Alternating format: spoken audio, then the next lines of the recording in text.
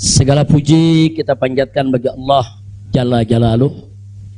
Saya bersyukur sekali kepada Allah, sangat berbahagia pada hari ini. Akhirnya saya sekeluarga bisa kembali pulang ke rumah. Alhamdulillahirabbil alamin.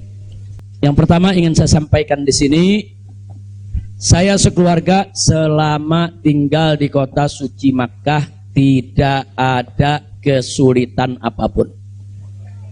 Jadi kita tidak ada kesulitan, kita tidak ada kesusahan, walaupun ada pihak lain yang mencoba untuk membuat saya sulit, membuat saya susah, tapi alhamdulillah tidak pernah berhasil.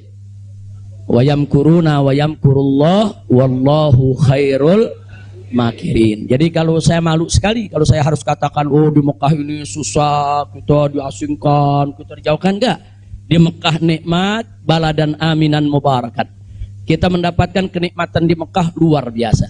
Di sini saya banyak kawan, sampai di Mekah saya dapat kawan juga tidak kalah banyaknya. Di sini kita punya jamaah, sampai di Mekah juga kita punya jamaah. Di sini kita punya pengajian, sampai di Mekah juga kita buka pengajian. Di sini kita punya gerakan dakwah, ternyata di Mekah juga kita buka gerakan dakwah. Jadi artinya nggak ada yang kurang. Bahkan sekali lagi kita katakan di Mekah ini tentu punya kelebihan yang luar biasa untuk ibadah 100.000 kali lipat ganjarannya.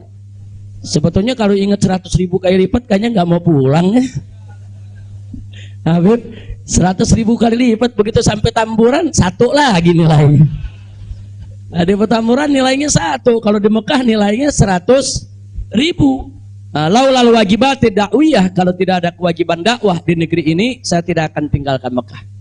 Kita cinta Mekah, Mekah luar biasa, satu negeri yang memang penuh keberkahan. Baladan aminan mubarakat.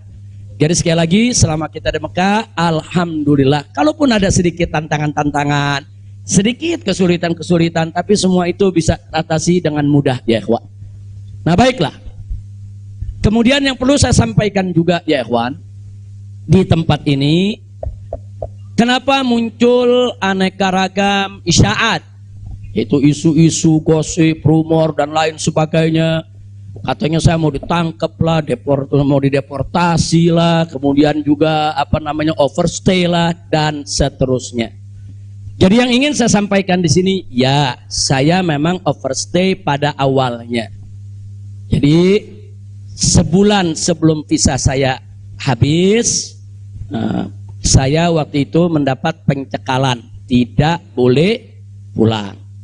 Nah, tapi pencekalan tersebut bukan karena melanggar aturan, bukan karena melanggar ketentuan keimigrasian, bukan. Jadi kalau ada mengatakan karena ada pelanggaran, ada pidana, bohong. Saudara, itu hoax, bahkan itu fitnah. Jadi saya dicekal li asbabin amniyah. Itu ditulis dalam surat cekalnya. Li asbabin amniyah, karena alasan keamanan. Nah, biasanya kalau alasannya melanggar di situ ditulis mukhalafatun nizam atau at-takhalluf anin nizam. Nah, itu namanya melanggar aturan. Enggak ada. Di dokumen saya tidak ada kalimat at-takhalluf anin nizam atau mukhalafatun qanun. Enggak ada. Yang ada adalah li asbabin amniyah, untuk alasan keamanan. Nah, tentunya saya tidak diam. Saya terus melakukan lobby dengan pemerintah Saudi, dengan otoritas Saudi. Ini asbabun amniyah yang bagaimana maksudnya, kemudian kenapa saya tidak bisa keluar dan seterusnya. Ini terjadi pembicaraan yang cukup panjang ya ikhwan. Tapi memang mereka sendiri mengaku. Jadi saya ini di sana diperiksa oleh Badan Intelijen Saudi, saya diperiksa oleh Dewan Keamanan Saudi, saudara.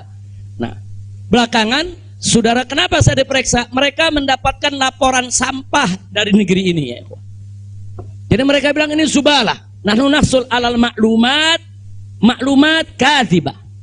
Kita mendapat informasi yang bohong. Bahkan mereka bilang zubalah. Zubalah itu sampah ya kawan. Informasi sampah tentang Anda. Jadi katanya saya ini buronan, melarikan diri, ada persoalan hukum yang saya hadapi. Saya ini katanya red notice. Kemudian ada lagi yang mengatakan kalau saya ini saudara orang politik yang selalu bikin keributan di mana-mana, nanti bahaya untuk keamanan Saudi. Nah, ini laporan-laporan semacam ini, saya tidak mau menuduh siapa yang melapor, si A atau si B atau si C, ya ikhwan. Tapi ini ada. Dan ini bukan laporan dari orang biasa. Kalau laporan dari orang biasa, saudara nggak bakal dihiraukan oleh pemerintah Saudi. Ini tingkat negara. Ini bukan tingkat RT, bukan tingkat RW, ini tingkat negara. Negara Saudi mendapatkan laporan. Berarti yang memberikan laporan ini, saudara, ini tingkat tinggi juga. Nah, tapi ala kulli hal semua kita buktikan. Mereka bilang, apa betul? Anda ini punya kasus hukum. Ada 2 kasus hukum, satu di Jakarta, satu di Bandung. Saya katakan kepada mereka, saya tidak punya kasus hukum. Mana buktinya? Saya punya SP3. SP3-nya saya terjemahkan ke dalam bahasa Arab. Kayaknya dalam sejarah nggak pernah ada SP3 diterjemahkan ke dalam bahasa Arab. Sebab kalau saya serahkan SP3, ya tentu kan polisi di sana nggak paham, intelijen di sana nggak paham apa isinya, apa maksudnya. Kita terjemahkan dalam bahasa Arab. Kita buat dokumen resmi, terjemah resmi. Jadi saya katakan, tuduhan apa yang Anda dapat dari pemerintah Indonesia? Oh, Anda ini melarikan diri dari Jakarta karena ada kasus hukum. Saya tunjukkan, ini SP3. Silakan Anda baca. Begitu mereka baca, mereka kaget. Oh, ini kan hukum sudah selesai. Kenapa kok masih dilaporkan Anda tetap bersalah? Jadi pemerintah Saudi sendiri yang menilai, ya. Nah, kemudian yang kedua, waktu kasus Bandung, saya bilang juga udah nggak ada perkara. Punya SP3, saya terjemahin lagi SP3-nya. Saudara. Nah, terakhir mereka bilang, katanya Anda ini dikejar-kejar badan intelijen dari negara Anda. Saya bilang enggak, saya nggak punya persoalan dengan badan intelijen. Oh, tapi ini ada laporannya. Anda bisa buktikan kalau Anda tidak punya permasalahan dengan Badan Intelijen Indonesia. Punya. Loh, apa buktinya? Saya punya dokumen perjanjian antara saya dengan Badan Intelijen Negara Indonesia. Saya terjemahkan lagi dalam bahasa Arab. Resmi di situ, saudara. Dan dokumen ini kan belum saya buka ke masyarakat, ya ikhwan.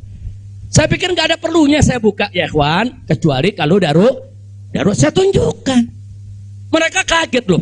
Anda punya perjanjian begini bagus dengan negara, Anda tidak punya masalah.